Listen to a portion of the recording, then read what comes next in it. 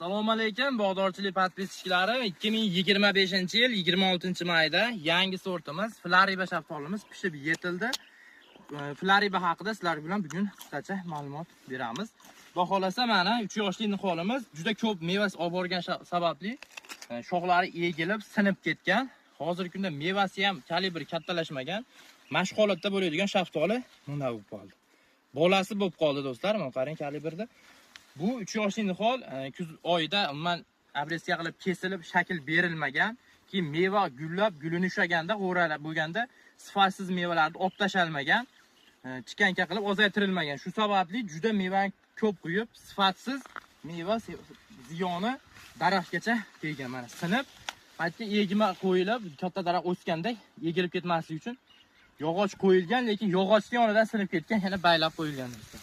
Holatda ham yetkazib beradi, lekin juda oz miqdorda yetkazib beradi. Kalibr yo'q bo'ladi.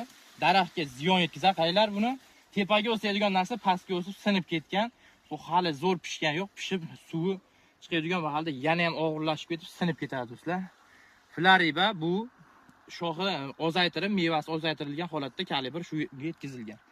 Vodiyda eng ertaga pishadigan shaftoli shu bo'ladi. Nomini esdan chiqarmaysizlar, Flariba.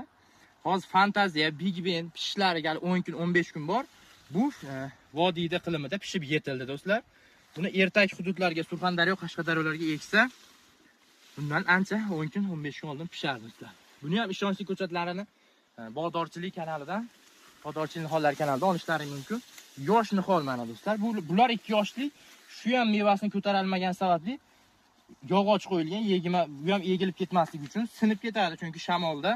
Kalibr bunda ham hozir zo'r bas, lekin mo kalibrda bo'ladi. Qaranglar, sifatliligini. Juda shirin, ta'mi ham zo'r. Hozir bozorlarda narxi 50-60 ming sotilyapti.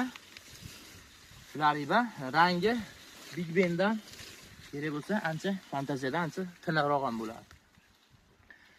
Boqilish tavsiya qilamiz. Lekin mevani ozaytirib, yaxshiroq sifatli yuk qilishlarni tavsiya beramiz.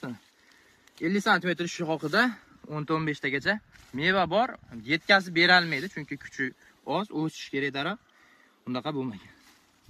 Lekin juda shirin. Hozirgi shu maydaroq bo'lgan holatni ham 50-60 mingdan sotilyapti. Sog' bo'yla, salomat bo'yla.